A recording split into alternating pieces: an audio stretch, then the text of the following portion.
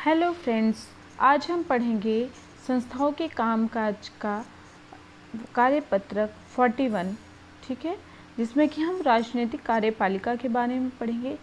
आपने पिछली वर्कशीट में कार्यपालिका के बारे में पढ़ा था कि कार्यपालिका होती क्या है, ठीक है। उसमें सिर्फ एक छोटी सी लाइन दी गई थी कि कार्यपालिका कानून को लागू करवाती है, ठीक है, वही उसकी डेफिनेशन है। आप यहाँ की जो लाइन लिखी है यहाँ पे, उसमें कंफ्यूज बिल्कुल नहीं होना है। सिर्फ इतना याद रखना, कार्यपालिका होती क्या है। सरकार की नीतियों को कार्य रूप देने वाली संस्था को कार्यपालिका कहा जाता है। अगर आप ये भी लिखते हैं सरकार की नीतियों को या कानून को लागू करने वाली संस्था को कार्यपालिका कहा जाता है, वो भी ओके है, ठीक है। तो आप कंफ्यूज ना हो ये वर्ड्स के चक्कर में। आपको जितना वहाँ दिया हुआ था आप उतना लिखिए, वो भी ठीक है। या आप सिर्फ इतना लिखेंगे, सरकार की नीतियों को कार्य रूप देने वाली संस्था को कार्यपालिका कहा जाता है, इट्स इनफ। आपको कोई टेंशन लेने की ज़रूरत नहीं है, ज़्यादा वर्ड्स के चक्कर में ना पड़े, ठीक है। आगे हम पढ़ेंगे कार्यपालिका। कार्यपालिका को दो भागों में बांटा गया है, राजनीतिक कार्यपालिका और स्थायी कार्यपालिका, ठीक है। अब हम पढ़ेंगे कि कार्यपालिका एक छोटी सी कोई चीज़ तो है नहीं, ठीक है। एक बहुत ही बड़ी संस्था होती है जिसके अंतर्गत दो तरह के लोग होते हैं, दो तरह के ग्रुप्स होते हैं। एक होता है राजनीतिक, एक होता है स्थायी। आपको नाम से ही पता चल रहा होगा बच्चों, स्थायी। स्थायी मतलब जो फिक्स्ड होती है, ठीक है, जिसमें फेरबदल नहीं किया जा सकता, जिसे चेंज नहीं किया जा सकता। शायद आपको ये ज़्यादा आसानी से समझ आ जाए, ठीक है। उसके बाद हम ये समझेंगे राजनीतिक क्या होती है। जैसे ही हम राजनीतिक की बात करती हैं, राजनेता की बात करते हैं, तो हमारे सीधे दिमाग में हमारे एक चीज़ क्लिक करती है, चुनाव, इलेक्शन। तो आपको ये चीज़ भी याद हो गई होगी या समझ में आ गई होगी कि इसका चुनाव जनता द्वारा किया जाता है। जो राजनीतिक कार्यपालिका होती है वो किसके द्वारा चुनी जाती है? जनता के द्वारा, और एक खास अवधि के लिए चुनी जाती है, क्योंकि चुनाव कब कब होते? हर 5 वर्ष में होते हैं। जबकि आपने कभी ये सुना है कि आपने सिविल सर्विस को के लोगों को सिलेक्ट करने के लिए आपने वोट डाला है? नहीं, क्योंकि ये लोग पेपर देते हैं, क्वालिफाई करते हैं, इंटरव्यू होता है और फिर इनका सिलेक्शन होता है, इन्हें जॉब मिलती है और ये अपने पूरे कार्यकाल तक काम करते हैं। अगर इन पे किसी तरह का केस या कोई कुछ क्राइम नहीं होता है तो, ठीक है, और इनको बीच में हटाया नहीं जा सकता है, जबकि राजनीतिक कार्यपालिका हट भी सकती है। इसके बारे में हम क्वेश्चन आंसर में डिस्कस करेंगे अच्छे से, ठीक है, क्या क्या अंतर है दोनों में। चलिए आइए हम आगे पढ़ते हैं। प्रधानमंत्री और मंत्रिपरिषद। प्रधानमंत्री, आपने प्राइम मिनिस्टर सुना होगा, पिछली वर्कशीट में मैंने आपको समझाया था क्या होता है प्रधानमंत्री, और मंत्रिपरिषद क्या होता है। इसके बारे में हम आराम से पढ़ेंगे, अब हम जानेंगे। कुछ ज़्यादा टेंशन लेने वाली बातें, बहुत ही इजी है और बहुत ही आसानी से समझने वाली चीज़ है। देश के प्रधानमंत्री सबसे महत्वपूर्ण राजनीतिक संस्था है। बेटा, जो प्रधानमंत्री होता है ना, खुद अपने आप में एक बहुत ही बड़ी राजनीतिक संस्था है, ठीक है, क्योंकि प्रधानमंत्री के हाथ में इतनी पावर होती है कि वो राष्ट्रपति को बताता है कि हमें इस मंत्रिपरिषद को नियुक्त करना है, इसे हटाना है, और राष्ट्रपति उसे करता भी है। यानी जो सर्वोच्च अधिकारी होता है वो कौन होता है? राष्ट्रपति होता है। लेकिन राजनीतिक संस्था जो होता है, जो कार्यकारी शक्तियाँ होती हैं, जो करने वाली अधिकार होते हैं, जो लागू करने के लिए किसी भी तरह के, मतलब सारी पावर किसके हाथ में होती है? प्रधानमंत्री के हाथ में होती है। इसका मतलब कौन ज़्यादा पावरफुल हुआ हमारे देश में? प्रधानमंत्री, ठीक है। अब प्रधानमंत्री की नियुक्ति कैसे होती है? जनता के द्वारा चुने गए लोगों में से एक जो भी पार्टी जीती है उसका कोई एक सर्वोच्च वरिष्ठ एक वरिष्ठ नेता होता है। उसको वो लोग अपने आप अपनी मर्जी से वो जीते हुए लोग चुनकर बताते हैं कि हमारी तरफ से ये हमारे प्रधानमंत्री होंगे, ठीक है। चलिए आइए हम इसमें पढ़ते हैं। राष्ट्रपति लोकसभा में बहुमत प्राप्त करने वाली पार्टी या गठबंधन वाली पार्टी के नेता को ही प्रधानमंत्री नियुक्त करता है। जो राष्ट्रपति होता है वो नियुक्ति करता है लेकिन अपनी मर्जी से नहीं करता है। जो पार्टी जीतती है वो नियुक्ति किसी भी इंसान का नाम लिखकर दे देती है जो बनना चाहता है या जिसको बनाना चाहते हैं, या गठबंधन सरकार जिसे मेजॉरिटी से वोट नहीं मिला है वो आपस में बातचीत करके एक व्यक्ति को नियुक्त करते हैं और कहते हैं राष्ट्रपति से कि हमारे ये प्रधानमंत्री बनना चाहता है, तो वो राष्ट्रपति उसे इलेक्ट कर देता है, नियुक्त कर देता है कि ठीक है। और प्रधानमंत्री की सलाह पर, किसकी? प्रधानमंत्री की सलाह पर मंत्रियों की नियुक्ति भी करता है। जो राष्ट्रपति होता है वो किसकी सलाह पर काम करेगा? प्रधानमंत्री की, ठीक है। तो यहाँ पे राष्ट्रपति की कहीं भी अपनी मर्जी नहीं चलती है, सिर्फ वो नियुक्ति करता है, लेकिन किसके कहने पे करता है? प्रधानमंत्री के कहने पे करता है, क्योंकि वो जनता के द्वारा चुन के आए गए लोग होते हैं और हमारा देश क्या है? लोकतंत्र है, बशर्ते वे संसद के सदस्य हों, ठीक है। जो अन्य मंत्रियों से मतलब है यहाँ पे मंत्रिमंडल, जैसे एजुकेशन डिपार्टमेंट होता है, चार्डी मिनिस्ट्री होता है, ये हमारे संसाधन मंत्रालय होते हैं ना, और विदेश मंत्री होते हैं, रक्षा मंत्री होते हैं, कपड़ा मंत्री, विभिन्न प्रकार के मंत्री होते हैं जिन्हें अलग अलग डिपार्टमेंट दे दिया जाता है। उनके नाम की नियुक्ति कौन करता है? प्रधानमंत्री करेगा। फिर उसके बाद वो एक लिस्ट बनाता है जिसमें सबके नाम होते हैं, उनके आगे उनके मंत्रालय लिखे होते हैं। फिर वो राष्ट्रपति के पास जाता है वो पेपर, और वो उस पर साइन कर देता है और वो उन मंत्रालयों की नियुक्ति हो जाती है। लेकिन शर्त ये होनी चाहिए बेटा यहाँ पे कि वो संसद का सदस्य हो, जो मंत्री बनाया जा रहा है जिसे, वो संसद का सदस्य हो। लेकिन एक छूट और भी दी गई है यहाँ पे, अगर वो संसद का सदस्य नहीं भी है तो भी उस टाइम के लिए तो बन जाएगा, लेकिन अगले 6 महीने के भीतर उसके पास एक टाइम होता है, 6 मंथ का टाइम होता है उसके पास, कि वो किसी और जो कि संसद का सदस्य है उसको चुन ले, जो कि संसद का सदस्य हो। कैबिनेट मंत्री क्या होते हैं? कैबिनेट मंत्री सत्ताधारी पार्टी या गठबंधन की पार्टियों के वरिष्ठ नेता और प्रमुख मंत्रालय के प्रभारी होते हैं, ठीक है। यहाँ पे सभी तरह के मंत्रालय आते हैं जो मैंने आपको ऊपर बताए। इसके बाद आते हैं स्वतंत्र प्रभार वाले राज्य मंत्री। ये वो मंत्री होते हैं जिन्हें छोटे मोटे ऐसे काम दिए जाते हैं जिसकी ज़्यादा कोई ऐसी खास इम्पोर्टेंस नहीं होती है, मतलब मेन रूप से कभी कभी इन लोगों का काम पड़ता है, ये अपना काम करते रहते हैं, ठीक है।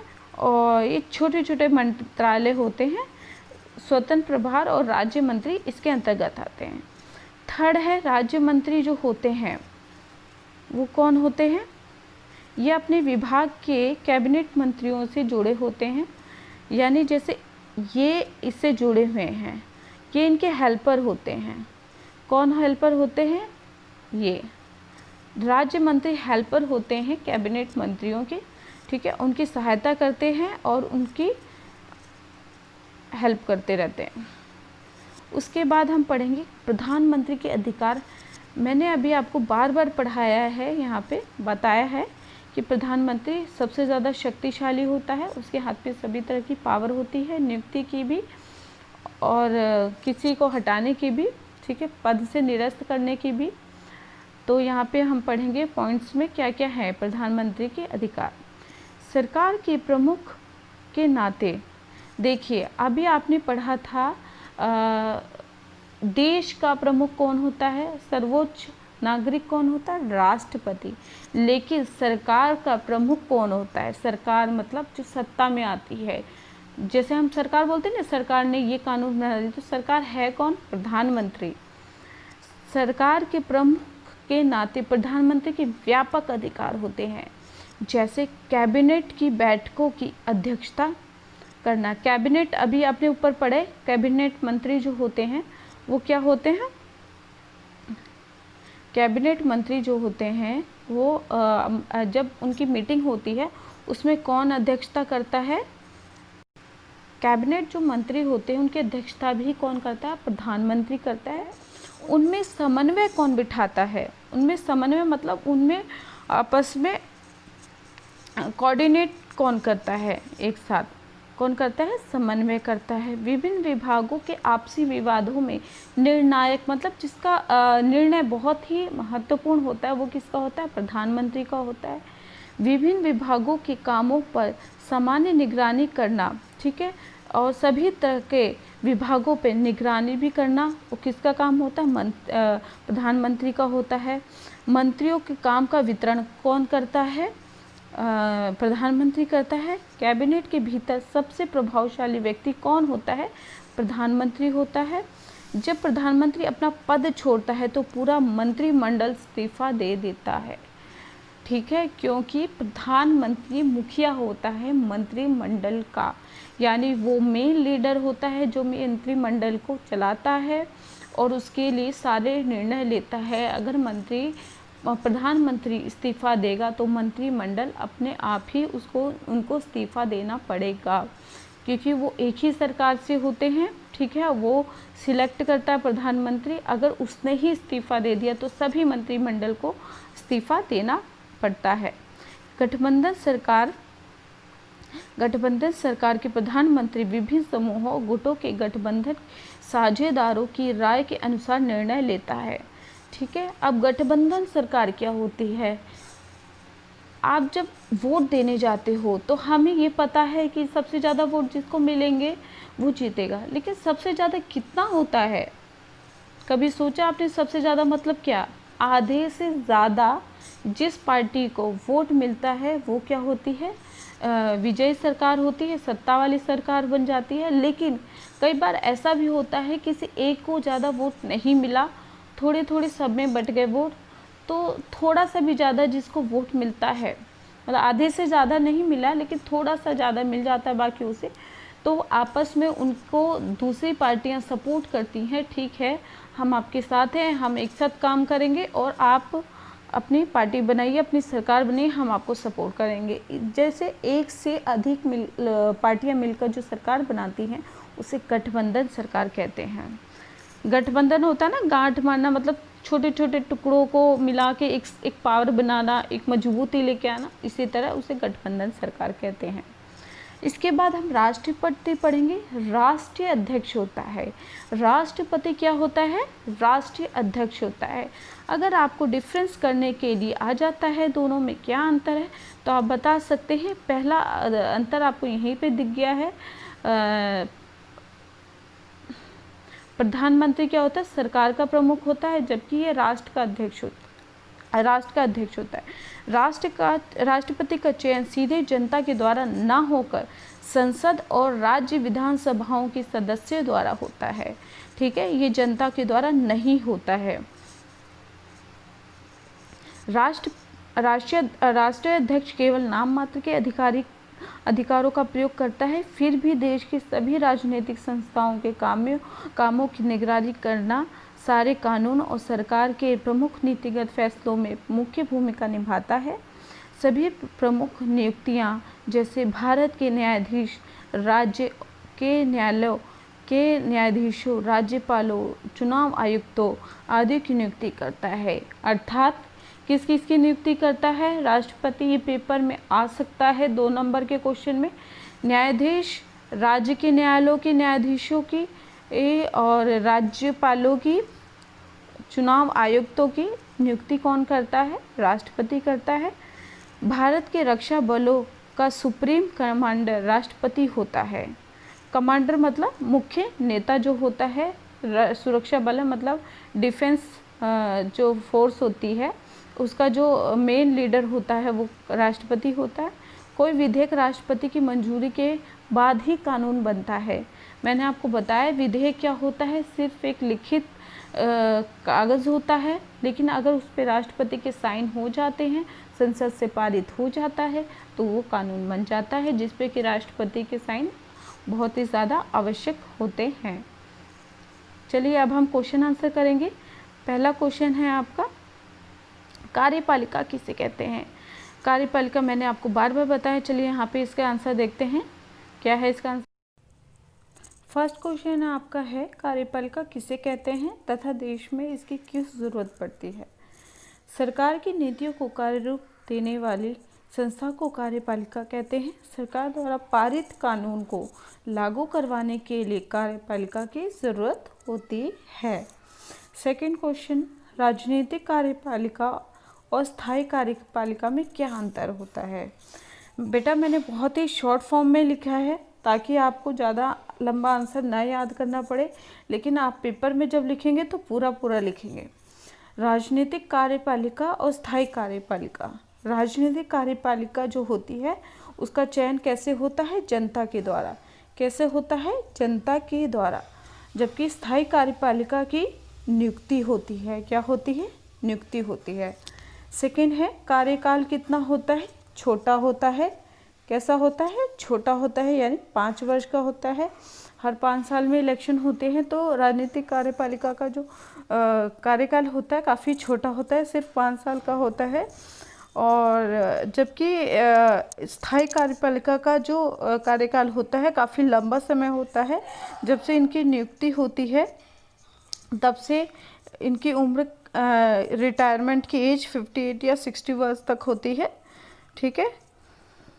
उसके बाद चुनाव के बाद राजनीतिक कार्यपालिका बदल जाती है, जो इलेक्शन होते हैं। ठीक है। उसके बाद क्या होता है, ये नंबर 3 है आपका पॉइंट।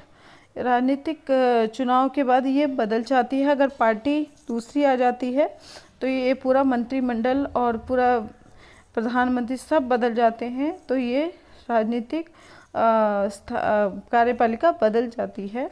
उसके बाद स्थायी कार्यपालिका में लेकिन कोई बदलाव नहीं होता, इसको चुनाव से कोई लेना देना नहीं होता। इनका चयन कैसे होता है, एग्ज़ाम के थ्रू होता है, ये इनकी जॉब होती है, इसलिए ये जनता के द्वारा नहीं चुने जाते हैं।